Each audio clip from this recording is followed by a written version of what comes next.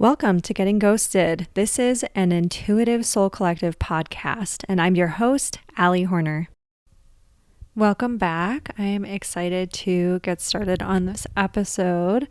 So today, I got this idea, and it actually came from one of my spirit buddies, and he just kind of popped it in, and he said, what a lot of people are wondering about are like, what are some of the signs that you might be a medium? And I thought, well, hot diggity dog damn, that is something that I love to talk about and that I love to teach about. So let's talk about it. So I know for me what my experience was, and I've also talked to countless people about what their experiences were when they started to open up to their mediumship. I've also done tons of readings over the last 10 years in which people's guides have come through and pointed out to the person, hey, like, you're not crazy, you're not cuckoo for Cocoa Puffs, you're not loco, you are a medium. So you're not imagining what you're experiencing, and what you're experiencing is not exactly uncommon, though there can be kind of unique experiences within the mediumship world. There tends to be a lot of things in common. So let's talk about them. Now, one of the main things that I see come through in readings a lot, and that my guides talk about a lot with me, is a lot of people feel a presence. They just shrink away from it, or they get scared by it because they don't understand what it is. And it's not scary and it's not bad, but it scares them regardless, usually because of a lot of our movies and media and books and campfire stories about ghosts and haunted houses and all that type of stuff. And so it tends to really freak people out, especially when they're kids that they don't understand, and they're like, well, I only know what I can see in front of me. And so the second I see something that seems a little bit different than what I'm used to, or it feels different than what I'm used to, I'm going to freak out. Right. So, and that's how a lot of people's brains are kind of wired. And that's also what they're taught by, people who don't intend to harm them or scare them. And sometimes they do, but usually it's people who are well-meaning adults, and also have some ingrained beliefs that are a little bit funky about working with the other side, or ghosts and spirits and things like that. So but one of the big things that they're pointing out is clairsentience, and that's when you're able to feel that spirit energy. And so we use all 5 of our senses. It's just which one are we most dominant in. So clairsentience is a big one. And then a lot of people have some degree of clairvoyance. They just don't realize what it is. And so they think they just have an overactive imagination and that their brain just works in really cool ways. But one of the ways that clairvoyance shows up when it's specifically when you're seeing a spirit is that you're not always going to see the spirit in front of you. You might see an image of them in almost like what is kind of like a third eye way, where for me, for example, and for many people, we see them almost up against like a white background or a white screen. And we'll see them, sometimes I'll see them sitting in a chair waving at me in my head. And it's really, really funny when it happens. It usually cracks me up because they're so playful and they want to make this fun for us. And usually if you can see them to that degree, you're going to be able to feel their peace and their love and their playfulness, or just kind of like a feeling of a shift in the energy. Now, again, that shift in energy can freak people out if they're not used to it, but it doesn't mean it's bad. It just means they're not used to it yet. And again, a lot of us are scared of what we don't understand. So, or don't know yet. And it's like, hey, I got to sort this out and feel what it feels like. And then I go, oh, okay, that's safe. It was just unfamiliar for a while, right? Or it just looks different than I am used to having things look. And so yeah. But another thing that was really surprising for me that I had no idea what was going on, and I figured it out much, much later, and I wish I'd had someone to ask or talk to about this, is for a long time when I was younger, I would actually get these visions and these images in my mind, and I'd be like, why the hell am I seeing these things popping in my head with this man who looks this way, and he's like going about these different daily things in his life, and yada yada, and then I'm seeing a car accident. I had no idea that I was seeing memories that he was showing me, or that I was picking up from when he was alive, and was also seeing how he passed. this is how I got acquainted actually with my mediumship. And I, again, tried to shut it back down because I didn't understand what was going on and I had no one to explain this to me. I did not even know that there were books about it. I didn't know that I could ask for them or that I could take courses. I was in high school. My family was not into this type of stuff. They did not talk about it. There was no one I felt comfortable asking without looking like I was Looney Tunes, right? So, and I didn't even know how to articulate what was going on. I thought I had an overactive imagination. So I didn't understand I was seeing someone from the other side of my mind. Okay. It didn't look scary. It was like I was just seeing memories from his lifetime. That is a common thing with mediums. We will see or pick up on things about the person and information about the person from when they're alive, but how that often comes through with clairvoyance is it almost looks like little movie clips or images. And if you don't understand what's going on and you don't know yet that you're a medium, it can be like, why the hell am I seeing this in my brain? What is that? And you'll just think, oh, I just have an overactive imagination. No, you don't. Though an overactive imagination, quote unquote, is the gateway to a lot of this stuff working and coming up, because a lot of people also get intuitive visions where they see things before they happen and all that type of stuff. And when you're first starting out, it can be a lot to sort out what's what, who it's coming from, why it's there. It can be a lot. So that's when it's always good to get a spiritual support group to practice with and talk with. It's when it's good to take courses, read books, and get a mentor who you can run things by, who can help you sort it all out, okay? Please do not lone wolf it like I did. Like I said, I didn't know any better. And then when I went through my reawakening, a while back, it was, again, very disorienting because I didn't know who to talk to. So luckily, my guides were there to teach me and train me.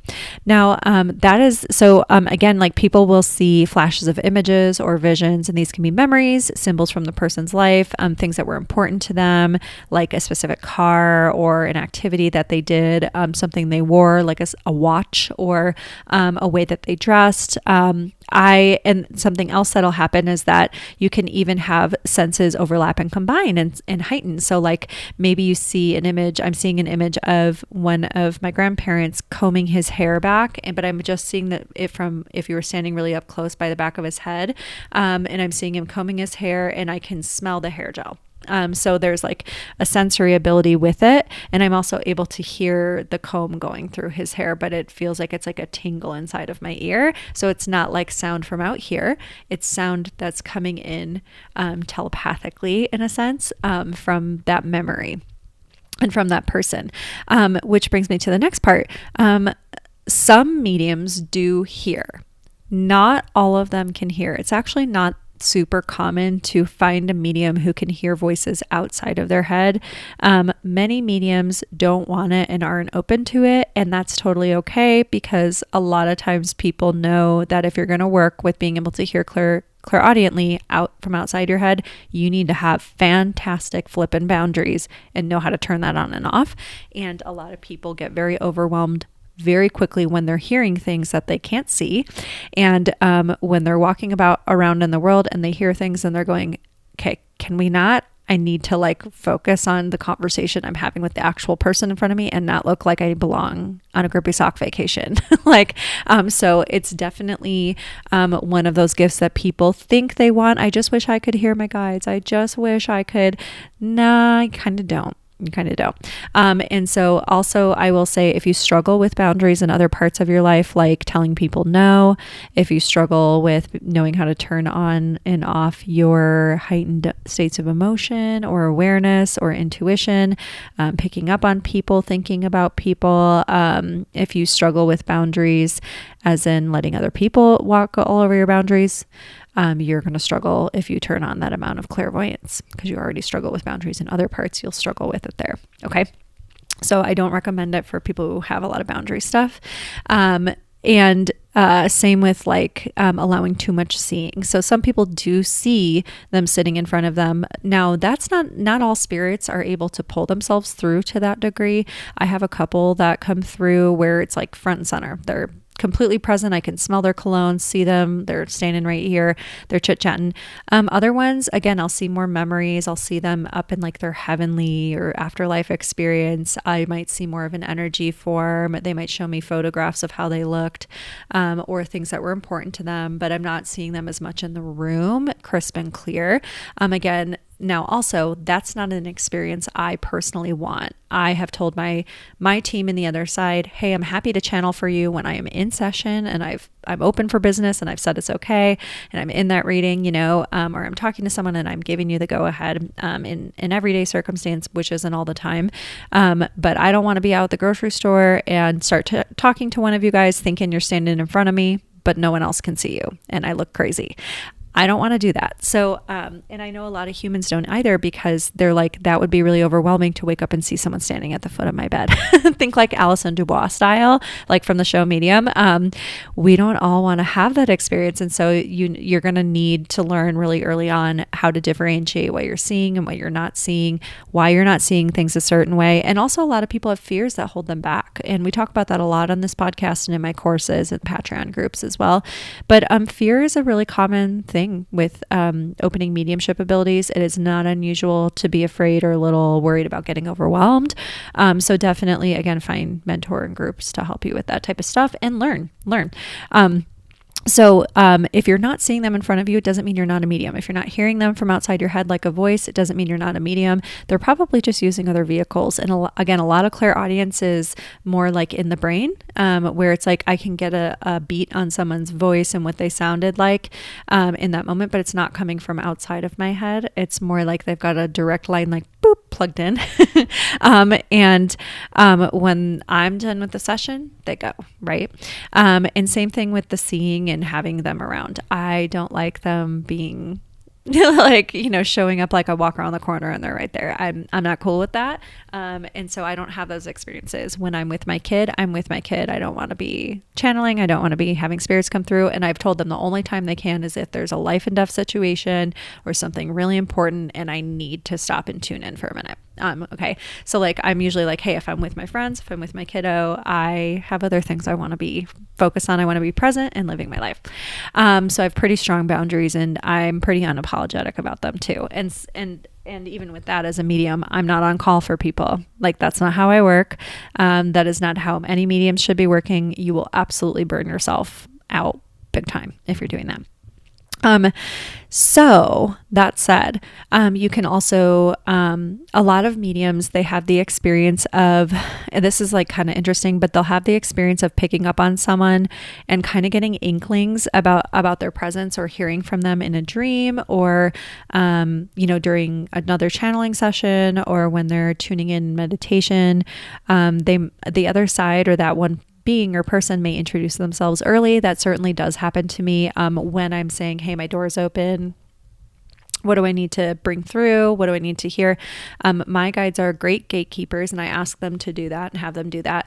So they know like there's nothing ever that's going to come through that's, going to upset me. But often I will have someone's loved one come to me and say, hey, you're going to meet my friend or you're going to meet my daughter soon or you're going to channel so-and-so for me very, very, very soon here.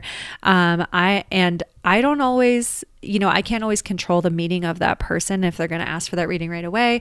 Often when that person comes in, I usually forget that they've come in, but I do pick up certain names ahead of time. So that's not uncommon with mediumship, is hearing names or getting little inklings and being like, why am I thinking about this? Or what is this popping in my head? But not knowing who or what it connects to just yet. That's okay. That happens. It's not that uncommon. Again, if you don't want to have that experience, make it clear to the other side they can't come through unless you're open to channel, okay? And turn your psychic senses off, etc. Now, there might be other times where they kind of jump over that boundary, and I've made it clear to them only if it's absolutely necessary. And you can do the same thing with them. You're allowed to have that boundary, okay? Now, so again, like I often won't make the connection of, wait, who is this? Like, oh yeah, Jesse. So actually like there was one guy on the other side who came through and he said, you're going to meet my friend soon. And I remember exactly like what he looked like, backwards hat, brown hair, what he was wearing, all this stuff. And he gave me the name Jesse. And it was very clear, excuse me guys. It was very clear he had overdosed, and he was pretty young. And I didn't understand right away who he was connected to. And he said, "You're going to meet my friend soon." And within the next like 6 months-ish, I want to say, I did end up meeting his friend, and she ended up becoming one of my good friends. And a couple months after I met her, we were out having drinks, and she said, "So you're a medium, right?" And I was like, "Yeah, yeah." And I don't always tell people that right away, because I just like want to make normal friends, and I don't want, I'll get into reasons why later, but I don't always want it to be the focus of the conversation. Like, I'm usually just trying to get to know people, and enjoy hanging with them and not have the focus go on that. So, but she said, "So you're a medium, right?" And she was like, "Do you think you could connect to my friend who passed? His name is Jesse." And immediately he showed right up, and I went, "Oh my gosh. He came through a while back, and he said I was going to meet you. I just didn't put it together that you were that person until you just asked and he came in."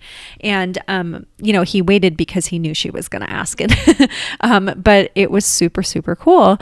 Just seeing like that they come in and introduce themselves ahead of time. And they're also helping some of us connect on earth with other friends and practitioners or people that we need to talk to get the next steps on our path, or we need to give them some sort of information for their path, or become lifelong buddies with, or bridesmaids to, or whatever. And so that can definitely happen. So for some of you, you may, if you're getting random names in your head and things like that, that can be mediumship, and it can be a signal from someone on the other side who is trying to contact you. So now another thing that happens a lot to people who don't realize that they're mediums is they might hear like really random stuff, like they might hear songs in their head, or they might hear movie lines in their head. Now, some of this can be a little pattern recognition-y and like OCD-ish type of stuff, so I don't want to get mixed in with that. OCD is very different from what I'm talking about, so I'm just going to say that right now. It's a very different feeling. It comes from a different place in the brain. It's not the same, okay? But a lot of times people who are mediums who are more clairaudient will get actually songs in their minds over and over, but it'll only be one specific line in the song, and that line might repeat. And it's almost like it comes in as an answer to a question. Or what happens for me is I will have guides or loved ones bring through certain songs that are meaningful to the person I'm reading for, or they're meaningful to the person that's on the other side. Like, that's the type of music that they liked. I had someone come through and bring me tons of 90s music and their friend was like, "Oh yeah, they loved that type of stuff." For example, like when I hear people from a certain generation, or I'm bringing through someone from a certain generation, the music they might give me is completely different. It's like Frank Sinatra and Dino and some Bing Crosby and Rosemary Clooney. And like, it's going to be completely different, for example, and that's just an example from my great grandparents. But it's going to be that type of stuff versus someone who maybe was alive and their favorite musical time period that they played at home, in front of their daughter that I'm doing the reading for, was like, 70s, like classic rock. And so then the daughter will be like, "Yep, that was them. They love that type of music." So now when you're first becoming a medium and you don't know you are one yet, you might be picking up stuff because it's from that being, and it's something that was special to them from their lifetime. And so if you have a lot of random songs, it's not always a spirit, but it can be a spirit. Okay. Your job is to let it come in. Don't try to interpret it. Don't try to figure it out right away. Okay. Now, another thing that happens to people, and this is kind of a fun and interesting one, is spirit smells.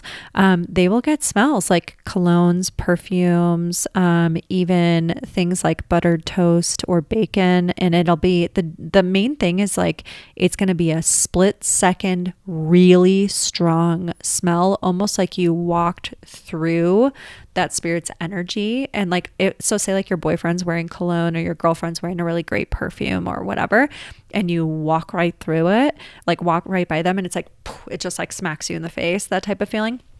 That happens to people, but with spirit smell. And it might even be more unique things. So like, for example, like you can get certain smells that have to do with something the person loved, like a hobby. So if they love to fix cars, you might smell oil or gasoline for a split second.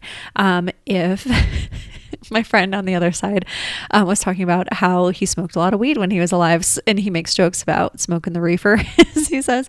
And so sometimes I'll get a really strong whiff of weed or stinky socks or something like that. And I'm like, oh my God, dude. Like, and it's a split second, but it's unmistakable, and it doesn't come from always outside of your face the way another smell would.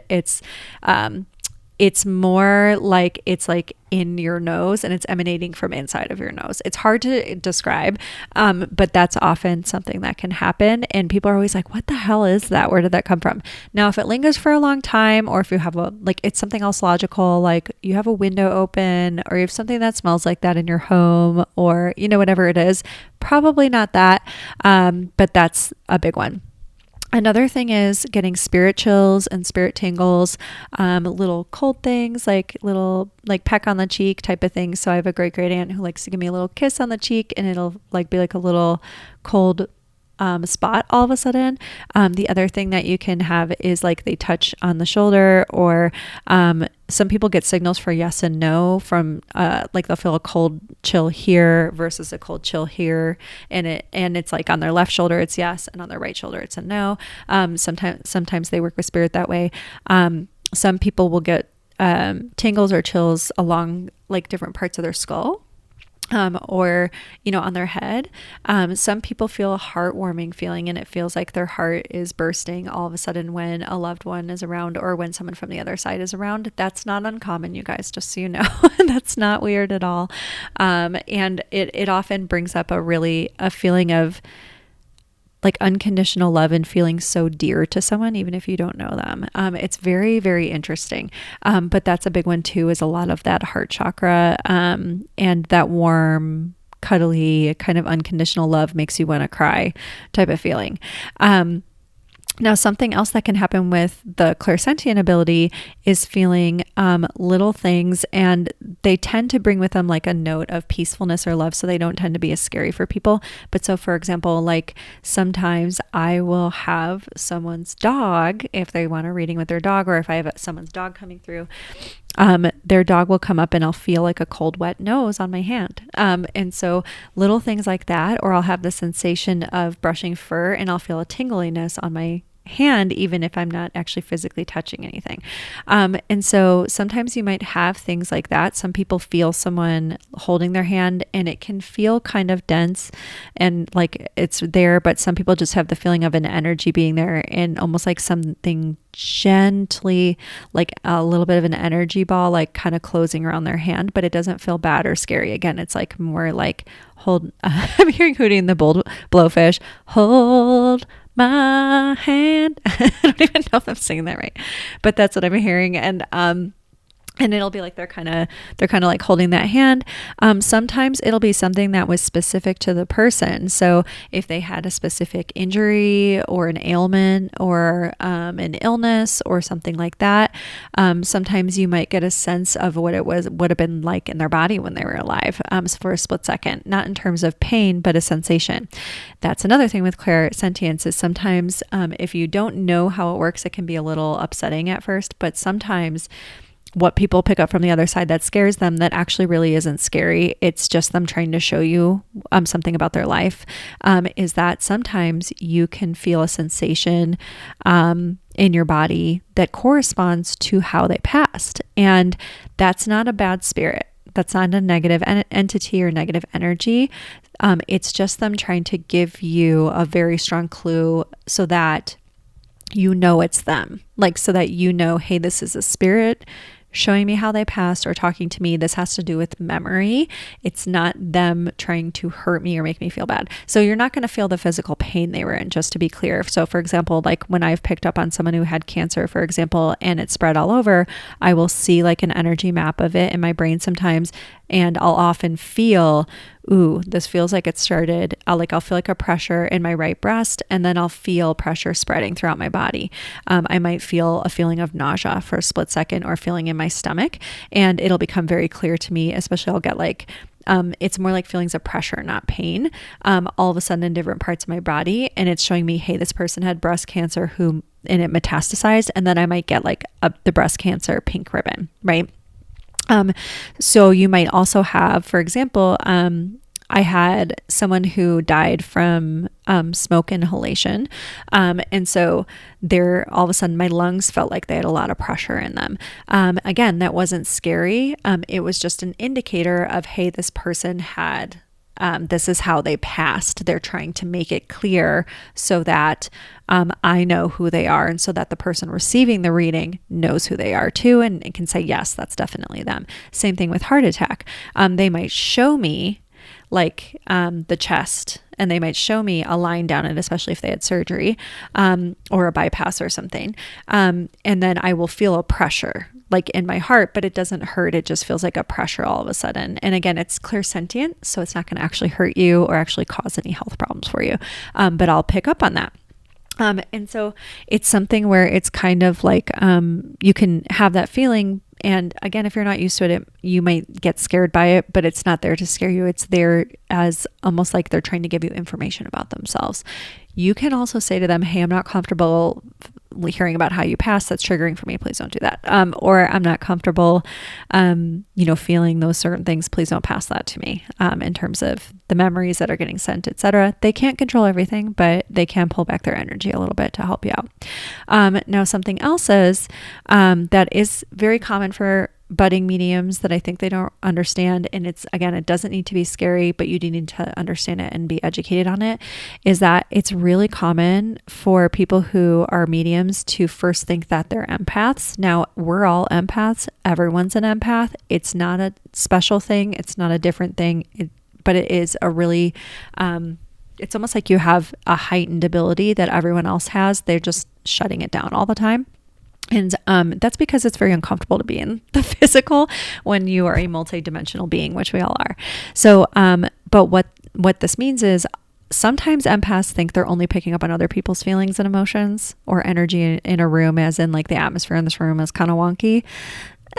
I hate to tell you guys, but you're picking up on spirit energy a lot, like a lot.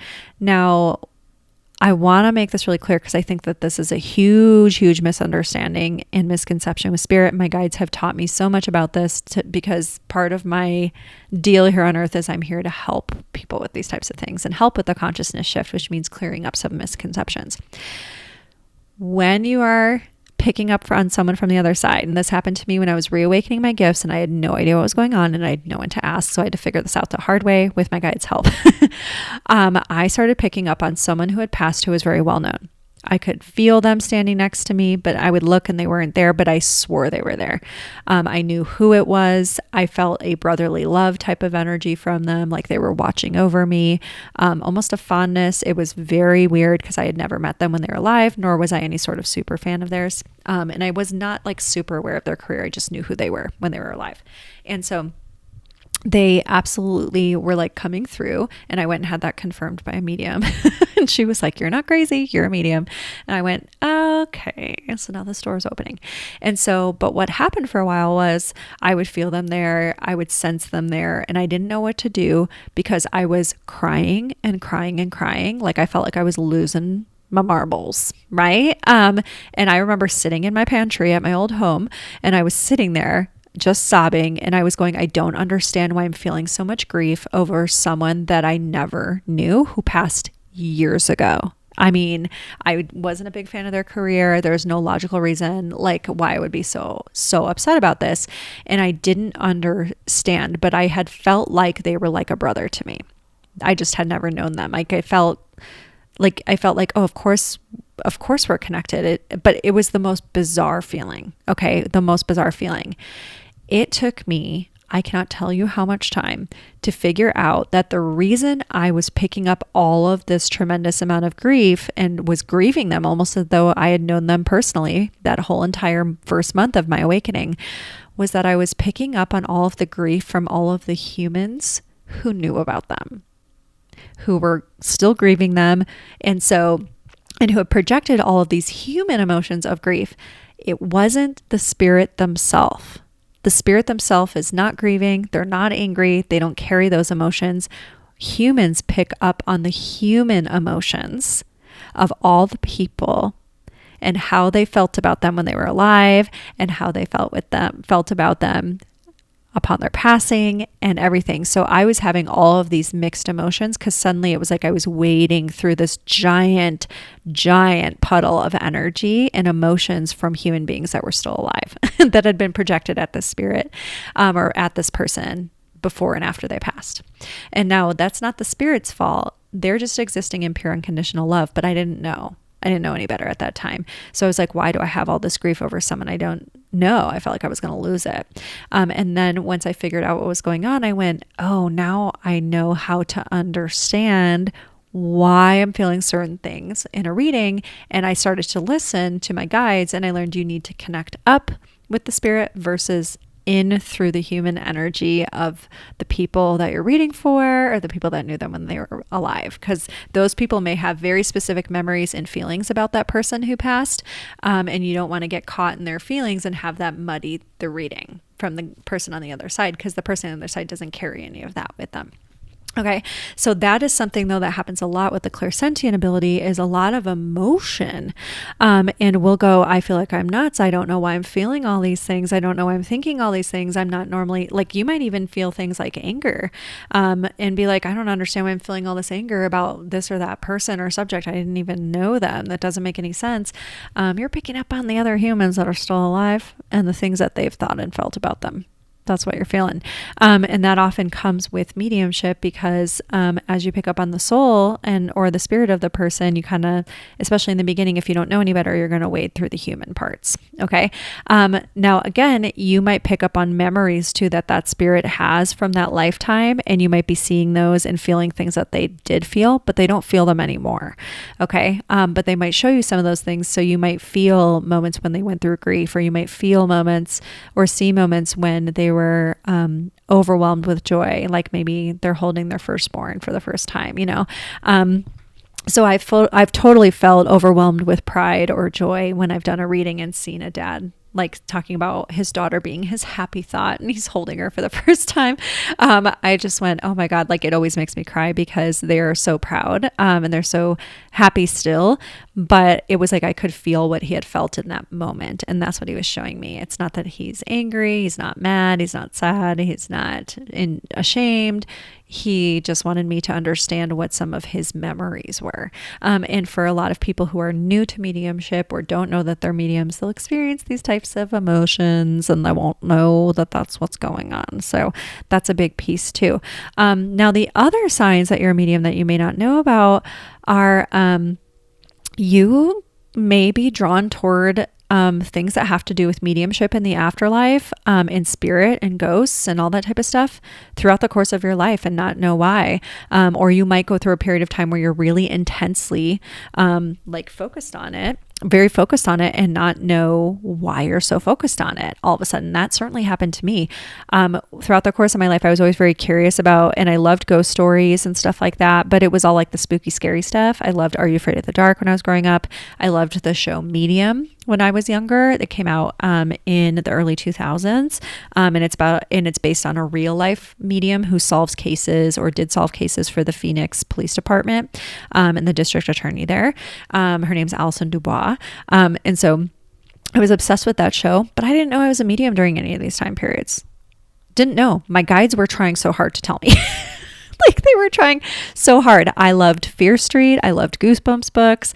I loved Halloween. It was my favorite holiday. I was all about being a ghost. It was written on the wall, neon pink, and I was still just missing it. But the signs were all there. And then, I can tell you story after story after story. I even watched stuff about intuitives and psychics, but they were more like shows and books and stuff. And I thought, man, that's so cool. One of my favorite books from when I was younger was about, it was about a haunted dollhouse where this girl, I don't want to spoil the whole story, but she wakes up and she keeps seeing this stuff playing out in a haunted dollhouse in her home. And at first she doesn't understand what's going on, if it's like possessed or what's happening. And she thinks she's nuts, but she realizes that she's actually seeing, I'm getting chills. Oh my God. She actually realizes that she's seeing, this spirit is trying to use the dollhouse and the figures in the dollhouse to show her, what happened in the house and that there was an actual murder, and they're trying to use this haunted dollhouse to play out the scene to show her what happened. I mean, I ate shit like that for breakfast. The signs were everywhere. I remember coming across all sorts of things that were about like psychics and mediums and like all that type of stuff. And I still didn't get it. I mean, it took them until I was like in my late 20s, early 30s, like to really, really get all this across. And so when I went through my reawakening, which was like over 10 years ago now, I very literally was having increased intuitions, and you can listen to there's a whole episode about my spiritual awakening. But one of the big things was that I was really suddenly drawn toward books and anything about the afterlife. And so I started watching like certain things on YouTube, like Channeling Eric. The very first thing I was drawn to though was Tyler Henry. His book, I think it's called like In Between Two Worlds or something like that, or In Between Worlds. It's got a blue cover on it, but it came out a while back. I found it in a Barnes and Noble, and I was like, I don't know why, but this is for me. I just knew it in my bones. And I was out and like supposed to be shopping for other people's gifts at the time, which I still did. But I mean, I saw that book and it like just jumped out at me, and I just grabbed it and I read through it in 3 days. And as I was reading through it, it was like I was remembering, oh yeah, I can do all this. And it was his whole book about his mediumship journey and all the things he learned. And one of the things he learned about connecting with the human and the person in front of you and their feelings and the memories around the spirit versus who the spirit actually is in spirit, unencumbered and free and full of love. He learned that and wrote that in that book. And it was vital in my experience during my awakening to have that in there. And then I also came across like Laura Lynn Jackson's book really shortly after that. Like that book followed me places. I tried not to read it. And then The Light Between Us. And finally I was like, okay, yeah, that's it. We got to do this. So I read it, and I read that one again, and like Tyler Henry's and Laura Lynn Jackson's like took me maybe like 3 days tops to finish each of them. And so that's how I knew, like, I just went, yeah, something's going on here with me. There's something happening. And my reawakening was very quick. For those of you guys who didn't hear that story, you can go listen to that podcast episode. But that all the signs were all there. And suddenly I was like, you couldn't keep me away from stuff about the afterlife. And the more that I learned it was like, it only took like me watching like 1 or 2 of these like Channeling Eric videos and like reading 1 or 2 of these books. And I was starting to channel right away. Like right away, I was getting dreams. I was getting messages from the other side. I was seeing things, and the books were almost like helping to soothe me. From what I understand, and what I understand is that Laura Lynn Jackson's book really helped create a really good foundation going into my mediumship, because this was right at the beginning of it. And for me, it was like I went to sleep one night and I woke up the next day knowing I was a medium and having experiences, and like full blown open door. And so these books really helped to ground me in. It was like they gave me the right information at the right time, right as everything was opening. But that was like a big sign of like, here we go, we're ramping up. And so that's not an uncommon thing to see for people who are mediums, is that they start to get really drawn towards things. They start to want readings. They start to want to take courses, and they want to learn more, and they want to absorb material about the other side. You may even play with like the folklore aspects of it, like I did, where, you know, like I said, like all the scary, spooky stories type of stuff that's not really as true, or has like it's not like the ghosts or the spirits doing that, but I played with like, you know, what does the culture think of this type of stuff? Because that's the access I had to it. And my guides were trying to give me signs and intuitions like, hey, like, you're a medium. And then they even put NDE stuff in front of me. Like, I was like, oh man, I remember reading some of this stuff when I was younger. And it was like I had forgotten about it or blocked it out. And so that's another big thing that happens, is you start to get drawn into that type of stuff and curious about it. So if you're curious, I do have my Patreon group. I do have the Art of Clear Channeling course. And then we have some really good masterclasses happening and really fun stuff, again, in the Patreon that can help you if you are like, I'm pretty sure I'm a medium. I need some support. I want to learn. I have some good classes coming up to help you guys with channeling. So I am curious, do you want another part on this? Maybe I'll do a part 2 on this episode. what were your signs for those of you guys who realized you were mediums? What was happening for you? Oh, I should mention too, a lot of people, they don't realize that they're having spirit connection because they don't know who they're connecting to right away. But they might have dreams where messages come through. And it's almost like they get like visitations and they'll have people popping into their dreams that they don't know. That can be a visitation. It feels like a visitation and it's going to feel very loving or very clear. But almost like where did that come from? But it's not scary. So it's another big one that can happen. I will come back and maybe I'll do a part 2 on this or break this into a couple fun episodes. But I'm curious what you guys experienced when you started to realize you were a medium. Did it rattle you to your bones? Did you go through the fear phase like we all do? I definitely went through it. Did you deal with it okay? What helped you the most? Feel free to share in the Patreon group. I do have a free group and then I have a couple of paid groups, but we've got lots of space to discuss and talk about all these things in there. So feel free to come and share with us in there. I'll link it up in the show notes. And thank you guys all so much for listening to this episode. Bye.